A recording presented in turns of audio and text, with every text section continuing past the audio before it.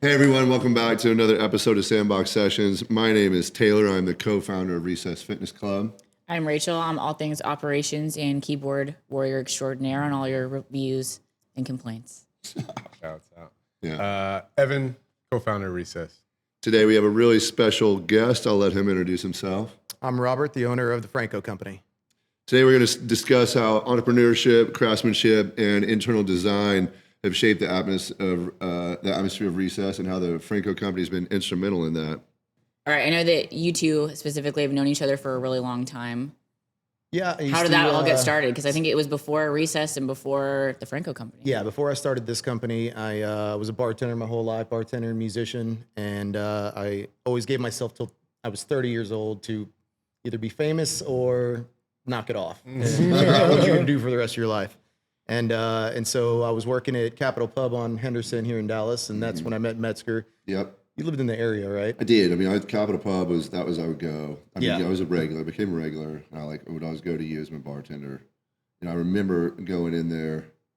I'm trying to think back of my choice drink. I guess it doesn't make a difference. I was kind of, it was a while Everybody back. was drinking something they don't drink now. It was when you were younger and like you were going out and it was like you were okay with blacking out. Maybe I speak for myself. That was Yeah. kind of late 20s and I was like. I probably gave you and your group Vegas bombs Yeah, or something probably. like that. That's what we I were still doing, drink man. that or not. All But that crap.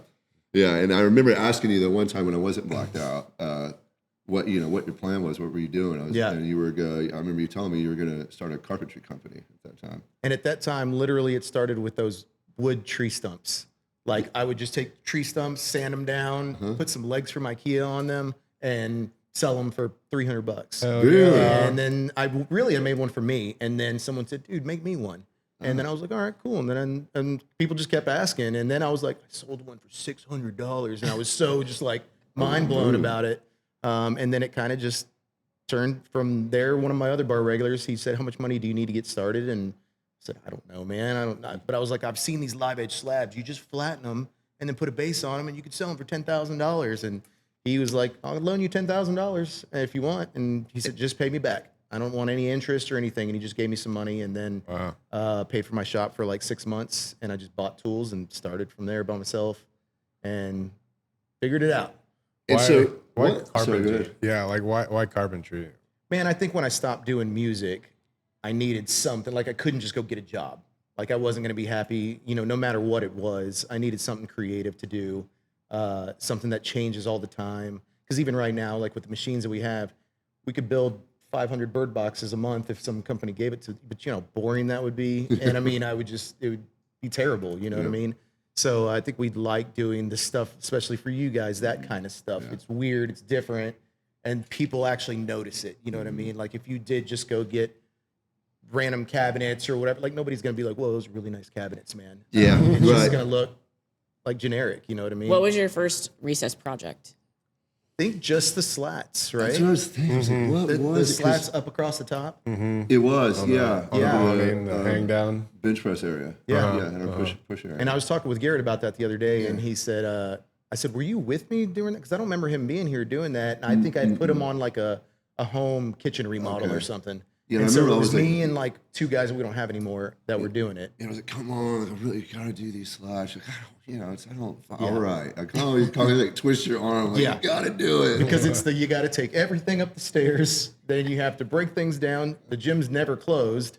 So that's the biggest part of it. And, my guys don't want to work from 10 o'clock at night till 6 in the morning. So that's kind of one of the biggest things here. Yeah, I remember a good friend of mine from high school, Marcus. He'd wind up coming through to see the gym. Evan's met him, Rachel knows him, and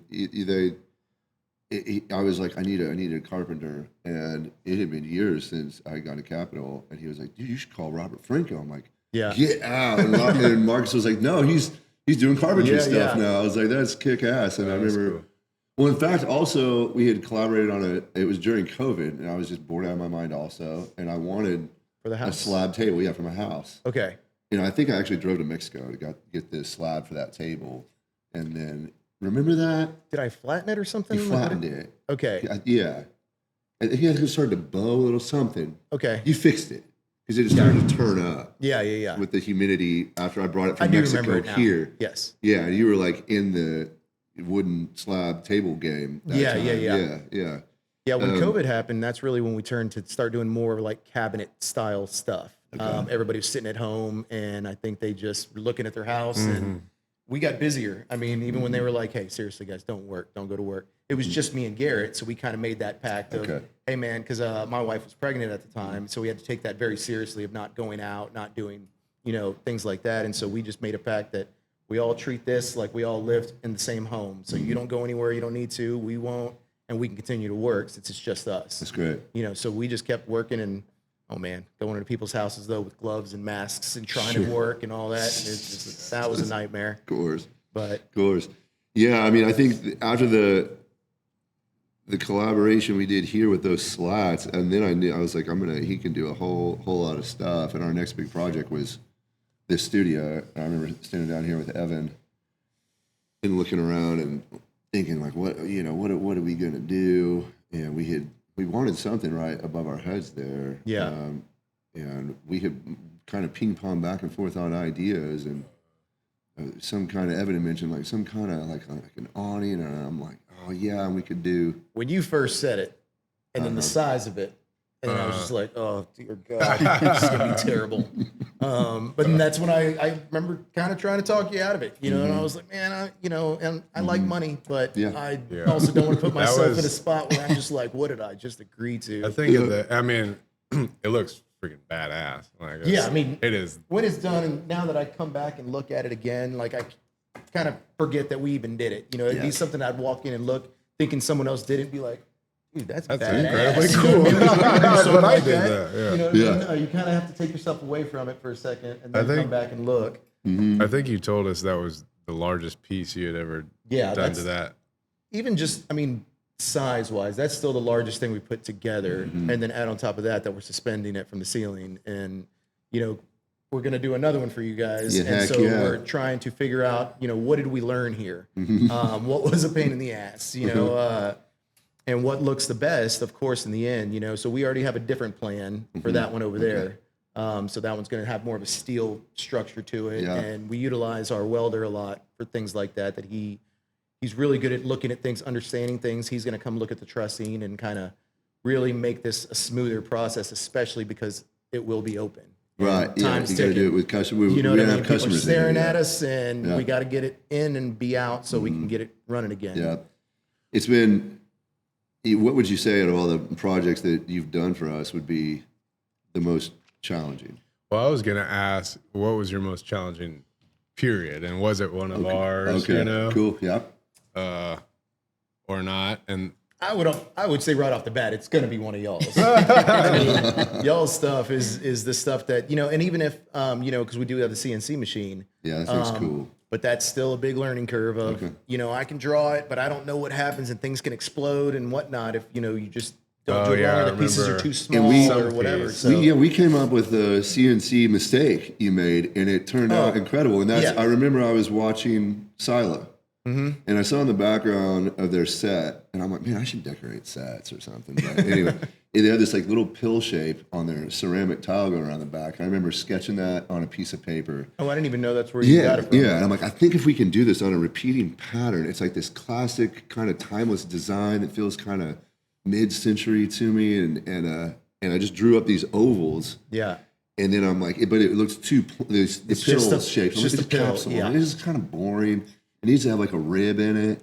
And then I drew it on repeat, and you ran it through the CNC machine, and because they were so close together, it creates more of like arcs versus individual pills. That's right. And then I was like, it looks cool. And it came out better than the drawing. And I kind of wanted him to agree to it because it took a while to draw that. And if he didn't like it, I'd have to basically start again and do the whole thing over again. Yeah. And so I was like, no, man, it's pretty cool. You did tell me it is pretty cool. I did give you the option because I did another one, but I only did like 2 or something like that, and said, look at that. It doesn't look as cool. It just didn't look as cool. And it really didn't. I remember with Rachel going over the previous ones that you wanted. I know. I came up with some stuff. So I know. Well, because originally we were talking about doing that coffin shape, and it just didn't look good. It kind of looked like coffins. Yeah. Yeah. Yeah. They look like Ozzy Osbourne, wall panels. But it had a gym, yeah. It did. You do have a coffin. We do, that coffee table. It's super cool. Yeah.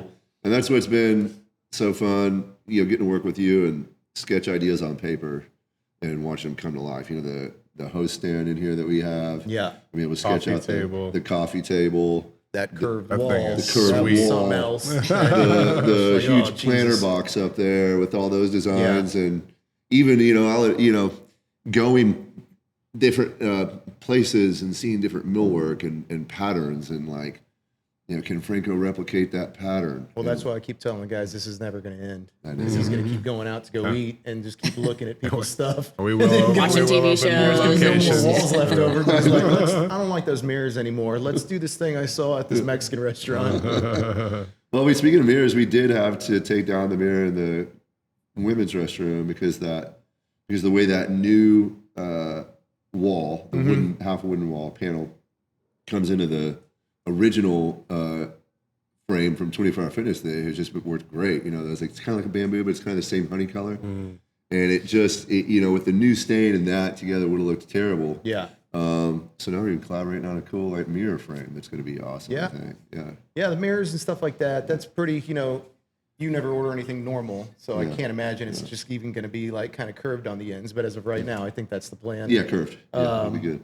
But you always want to add the little, can we just do some grooves here and then put a line there and just throw in the CNC. something, It's easy. something that makes sure it doesn't look like it came from a store. Yeah, and we've done a lot. Yeah. Even the dumbbell racks. Now we're starting to. Those are about to roll out soon. By the time this is aired, people will already be getting to use them, and they'll be Yeah. awesome. And that's one thing I know is we've all tried to. The gym's become busier, and we've wanted to become more conscious of the footprints that some of the equipment has. We've had these dumbbell racks, these silver dumbbell racks, where you're storing like 5 to 15 pounds in 5 pound increments, and it takes up like, I don't know, 15, 20 square. 3 by 5, 15 square feet. And even the ones you have though, like they're like more basic bought looking. Like these in here are really cool. I don't know what makes them different. They just do look more modernized and it fits y'all's style. So replacing that long one and powder coating it gold, adding the wood, doing all that kind of stuff, and take off the tag that says whatever brand name that is. Yeah. Because like I told you about that corner where the punching bags. So cool that you guys went with the old brown leather versus black bags. Right. Like black bags just looks Meh. whatever. It looks like anybody's punching bag they have or whatever, and that makes it look vintage to match everything else. Yeah. So I mean, it's good that you at least through the chaos, it all goes together. You know It what does. I mean? And sometimes it's planned. Sometimes it's like it's this afterthought. I'm like, yeah, that looks great. Because Yeah. we never had any intention of moving the punching bags where they currently are. But, Yeah. the floor planning now is a lot better as a result. I don't think all the guys that box would agree 100%. But, There's a bigger picture. yeah, I think the people that do abs like it Yeah, more. well, So, it's not a boxing gym. It's a gym that has some punching bags in it. Yeah. If you're a serious boxer, you're probably maybe, going to go an to actual that. boxing Yeah. gym. Well put. Robert, I imagine most people don't come to you with their own design and drawing on the paper and say, where do you gain your inspiration or knowledge from as you continue, on projects for people who aren't Man, I think artists themselves? most of it is the same thing that how I learned how to build in the first place. It's YouTube. It's just scouring the internet. And like even today, I mean, I'm fine. I could probably stop doing that and just we build what we know how to build. And if something comes to me, great. But I think I'm just kind of addicted to it now where my Instagram looks like nobody else's Instagram. It's nothing but furniture because that's the algorithm that's come up from me clicking on stuff. And it's just people in different countries doing different things. I mean, some of these guys in other countries that are doing it with the most weak, bare tools. And I'm like, man, there's guys here that have, $1 million worth of equipment that can't do that because they don't have the knowledge. And so it's just kind of exposing yourself to all that different stuff. And because, ultimately, when you're in the shop by yourself, like at the beginning when I was, it's tough because you don't have anybody to like run something over with and just another mind, even if they don't know the answer, y'all can talk it out and figure it out. When you're by yourself, man, it's a pit and you're lonely and you're just like, I just can't do it, dude. I don't know how. Yeah. And so now with the two guys that I have in there full time, I mean, we can come up with, ideas like we're trying to figure out for the curve thing and all that. But it's just, if there's one guy, it's not going to happen, or it's just going to take too long. You know what I mean? Right. Or it's going to be wrong. Yeah. And so now I kind of feel like I need to be the answer for the guys. So when I show up and they're like, hey man, we're trying to figure this out, dude. Like this is not working or whatever. And a lot of the times, because they've already given me information and I just walk in, I can go, oh, just do that. Just do, and they're like, oh, man, why didn't I? Yeah, of course. And I'm like, it's cool, man. I'm just coming in with fresh eyes. Y'all been staring at this thing for so long or whatever. But really, it's just, I sit up late at night and just scroll, and then I'll screenshot. If I see something cool, I'll screenshot it. And that's when I could like send it over and be like, hey, man, look at this wave thing that I just saw. I saw how to do it. No problem. Especially because now I got a machine that can cut it. Like, we can do that, no problem. At this point, it's even really just coming to having enough time to play around and like do that because I'm trying to keep money going. So that's kind of like my after hours, or if I'm like, man, I'm bored, I'm gonna go to the shop on a weekend, then I'll go there, and that's when I just screw around and just start, put a tool in the machine, give it a path, and just see what happens. You know, but the machine does a lot. Taylor and I were talking about how we still haven't been to your current shop. We want to stop by. Man, I guess I haven't even realized it. I mean, I feel like I know what it looks like from all the pictures you send me on projects we've been doing. I'm like, oh, that's what it is, I want to come in on one of those weekends and like mess around. Make something. Make something. Yeah, I want to make a birdhouse. Dude, you know, I've been thinking for a long time, but it's just what we do is so dangerous, is that, you know, I wanted to reach out to, because we're in Rowlett now, so it's such a small city that, like, we've done work for the city hall and like talk with the firefighters when we're getting inspections, and now like we know them, and just really cool people over there. And I wanted to like reach out to the schools and be like, hey, can we do some kind of after hour program for kids and teach them how to do it? Oh, that's cool. But then I'm like, you know, the insurance, a kid cuts his finger off or something. And if you're not using the machines, what are we doing? You know what I mean? I want to have the guys come over and sand my tables. You know, I'm like, and then it looks like I'm just like getting free labor. So I don't know really what to do or get past it. But it's different, you know. I mean, growing up in high school, they have a woodworking. Yeah, I mean, I took wood shop. Yeah. In reality, that was like the class where we snuck out and smoked cigarettes. And stuff. Like the teacher didn't care, and everybody's open to the outside. So we would just kind of go around the corner. And I mean, I made a couple things for my mom and stuff, but I didn't really learn anything per se. Yeah, good craftsmen though, they're especially carpenters. They just, I don't want to say it's a dying trade, but it's really, really hard to find a good carpenter or someone that's creative and then like is passionate about a project. I mean, it was just by happenstance I knew you, and I'm like, I'm biting down on that thing and never letting go of that relationship. Yeah, I think I don't know when it started. I didn't know too much about it when I first got into it, because I think it was the beginning of this whole live edge, you know, craze that everybody wanted a slab table. And I was like looking at it going, yeah, I think I can do that. And then after I got started about 4 years in, that's when I just started noticing everybody started making their own furniture. Okay. You know, people live in Frisco in their garage. The husband, he's a full-time lawyer, and then he does woodworking on the weekends. Okay. And then that kind of just started popping up everywhere. And I have a bunch of my friends that have corporate jobs that are like, oh, I just want to quit, man, and do what you do. And I'm like, man, it all becomes work. You know what I mean? So if you love it, careful, because you could turn into something you don't love anymore. Because no matter what you do, at some point, I mean, you guys can love this all day, but it's still work. You know what I mean? It is. You want to get away from it and be like, oh, let me go live some life outside of here. I mean, and you do obviously love it quite a bit. I mean, with the passion, everything you put into it, you've done some really cool projects too. I've seen around the city at really big businesses. You did something at Coops, I think. You made like a host. You did something. Multiple things there. The champagne bar. We did the host stand, then the like server station, then like 2 built-in like wine cabinets. And so that was a really cool project over there. And then they invited us to the friends and family, you know, opening or whatever. So stuff like that's cool. Then you feel appreciated and like, you know, like a part of it. Just like for real, when I walk in here now, like I feel like I'm part of the staff. Where people are just like, oh, what's up, dude? Like, and now the people that are, you know, your members, like I don't even think, like they already know what's going on. They're like, oh, that guy, he shows up every once in a while. These guys build, and then they'll be back in like a month probably. Yeah, and it's bound. I mean, and I've had people ask me, like, hey, who did that for you? Like, what did you know, in fact, I mean, our last guest we had on, and this is, you know, Jonathan Rosenberg with White Unicorn. I was telling Robert and asked him to verify, like, about the speaker box. I said, did you wind up making a second pair of those? And he was saying, like, yeah, he actually did. Yeah. And, you know, those came out great. This is an off-topic random question. Okay. So you were a musician at one point. What did you play? Drums. Okay.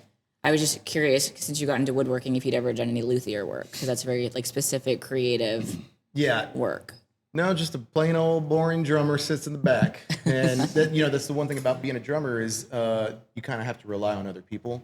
You can't go play a club on Friday night as just a drummer by yourself.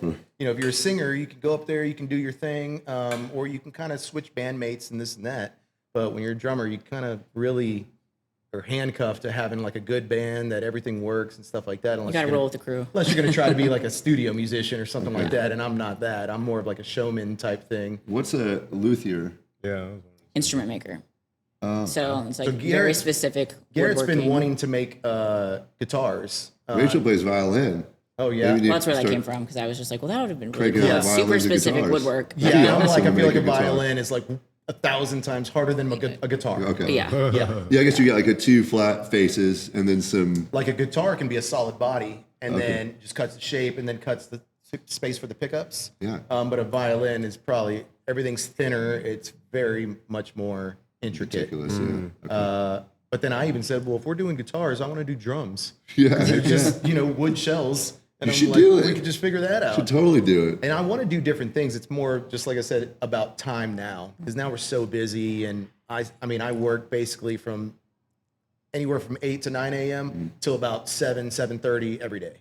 Yeah, and I know there's nights too where we're really texting. And then 9, that 10 o'clock. just I gotta means put the kids down. I'm at the shop. Right. Yeah. Then I get home, and then I sit there and do that, or I go in the office and still do some typing or drawing or whatever, because I didn't have time during the day. But at the same time, I still don't feel like I work that much because it is mine and I like it and it's my baby. You know what I mean? Like, I've even kind of forgotten sometimes that the other guys shouldn't want it as bad as me. Like when we moved shops, I was like, hey, we can actually get in there on the weekend and start moving the stuff. And they're like, well, what are you we're talking going to go and take the weekend off. And I was like, you guys aren't excited to move? And he's like, yeah, dude, it's not their business. Sounds They're not familiar. coming in to move on their days off Right. to come move the shop. You know what I mean? Like, that's not how this works. And I'm like, oh yeah, I forgot. Okay. And the Franco company has evolved a lot now, and even Evan is collaborating on something with you at his house. I saw a sketch on his counter the other day. You got a Dallas cabinetry hat company on now. So this is a separate. It's still the Franco company, but it's also. It's actually 2 separate entities now. Okay. So I'm working on building it right now because my guys are able to build cabinets. They've done full kitchens and full houses, really. Okay. But I have such a small crew that's not realistic. If we were to, have multiple houses at one time or whatever, you really need, actual crews of like 10 guys that are building them, delivering them, installing them, going back to get trim, to where that house installation is done in 3 or 4 days. Mm-hmm. You don't want to drag that out for 3 weeks with 2 dudes that are trying to, and they're busting it trying to get it done, but it's just not the way you do it. So ultimately, I was like, man, I have so many clients that want cabinetry, but my guys like doing the furniture because they like staying in the shop. And even though they've been here for the past 2 weeks, they like being in the shop, just showing up. They can bring their lunch and then just kind of work with their hands right there, not running back and forth, trying to get different stuff and driving all over the place. So I'm trying to keep them there. And then just knowing what we know already and having the context that I had, I just decided to open Dallas Cabinet Company. And then I went and got about 5 to 6 crews. So those are crews of about 10 employees each. Okay. And basically negotiated, wrote up all the paperwork of this is what we're paying. So we're the contract company, and then we sub out to them. Got it. And so I went and vetted them and checked their job sites that are active job sites. I went to their actual shops to see how they construct stuff and make sure that everything looks like it's up to par. Mm-hmm. And I start them all on like little small projects. Hey, this home needs a bathroom vanity. And then we could see how it goes, make sure everything's smooth, no problems, communication's good. And then I can move them up slowly to full scale, house jobs. So on that cabinetry stuff, because we've done a little bit of it here, and we were even able to like create a different face, so it's not just whatever, a slab piece of wood.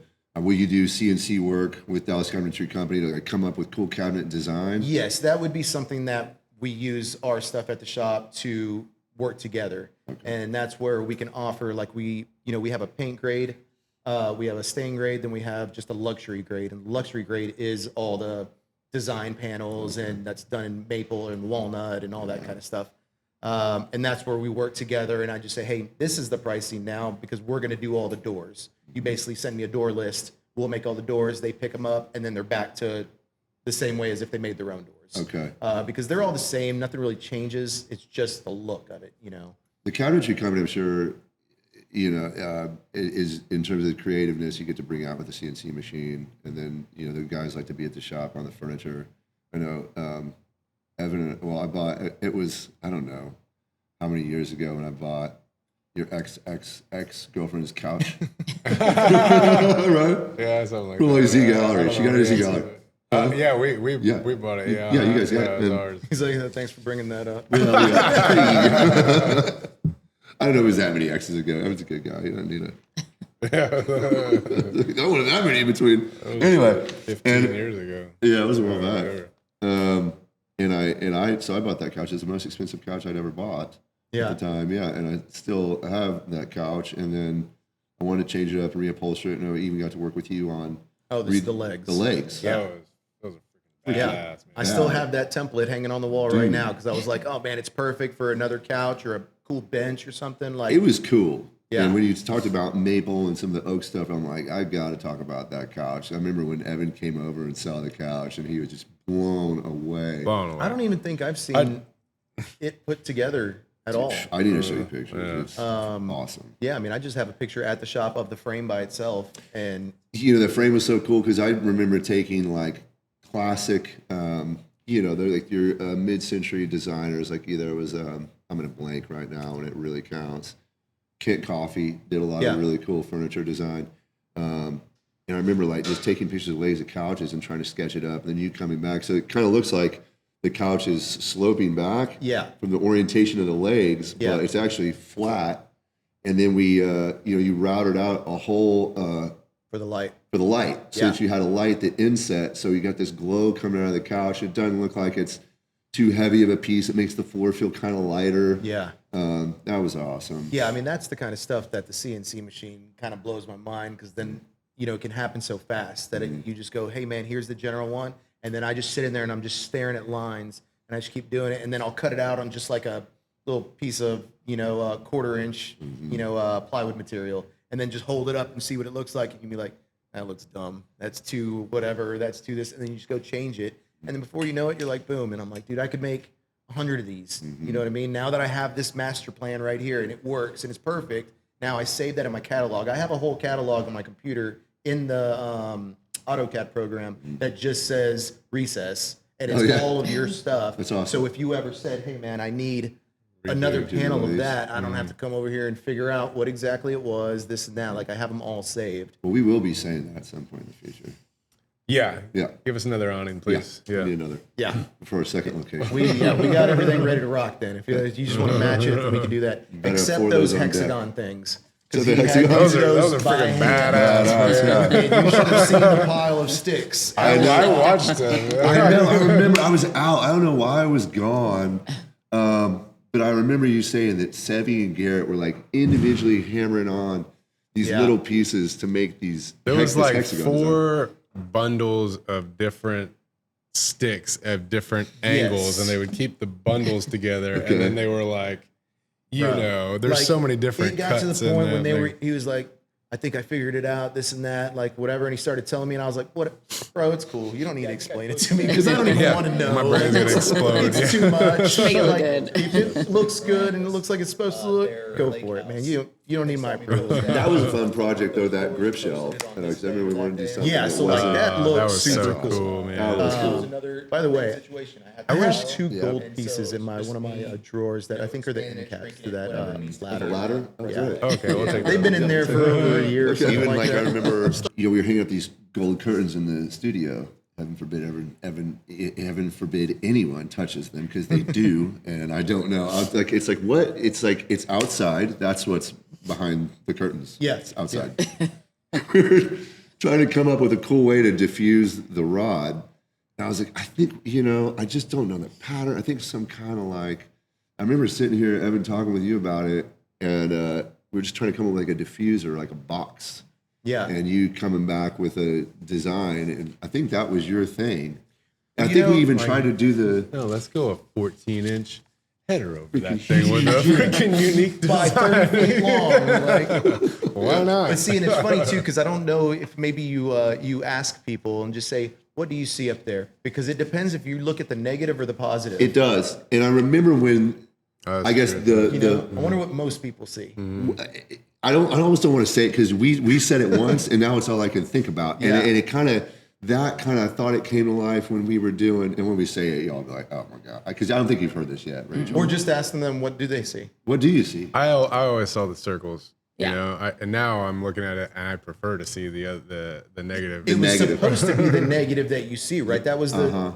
It's That's supposed what to we look wanted like to- star type things. Or whatever. Yeah, the star like stars, and then we were going to use that somewhere else. We might We were have going to even use on the it flower box. on the planter box, And when it we did that- it looked like an ice cream truck. Exactly, and I was like a candy shop, and it just Yeah. doesn't work all of a sudden on the flower box. Yeah. yeah. They were just way too big or something like. Something But that's weird. once you said candy shop. Now every time I look at it, I'm like, damn it, it does kind of look candy shopish, but it's not. We're going to focus on the diamonds. In no, it. yeah. That's the focus. Yeah. Robert, I'd like to think that there's at least somebody out there watching this podcast that perhaps wants to open a carpentry business. Is there any advice, anything you might want to tell them? Yeah, I mean, I did have the fortune that people were willing to help me out when we first started, and working in the bar. Through all my regulars, I knew the right people, and some of them reached out to me that I didn't even know what they did for work. And that's how one of them got me into the big commercial spaces and worked with design firms and all that. And I never even knew that, she worked for a furniture distribution company. She just came in all the time and served her drinks, and it was great. So, I mean, I had a lot of help, but I also was single. I didn't have any kids or anything like that. So, and the worst that was going to happen is I would have to go get a different bartending job. So I didn't have a lot to lose, and that's what we talked about earlier.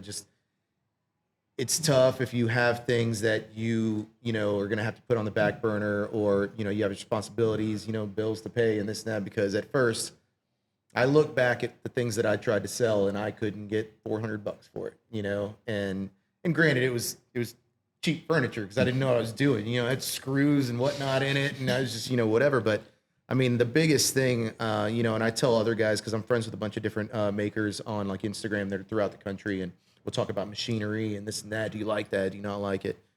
Is, as I'm sure you guys know, like, it's not 9 to 5.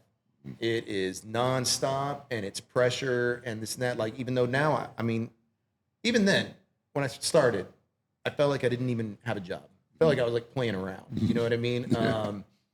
And now I still don't feel like I have a job until things get tense and there's a lot of money being moved, and it just makes you nervous because as you grow, this what used to be hundreds of dollars are now they're $50,000 deposit checks, and then they're bigger, and then you're paying all these people, and you got to remember it's not your money, you know what I mean, until you're done. And so mostly just understanding the commitment of doing it is it's people on Instagram can make it look like it's easy. Just get some stuff and just do it. Like, watch this 2-minute video, and it's not, it's hard. And the bigger you get, in a weirder way, the harder it gets. There's people to manage. And, I spent the first 4 or 5 years learning how to make furniture. And now I've spent the past 4 years learning how to run a business. And that's a whole nother thing, especially when I lived the kind of life that I did.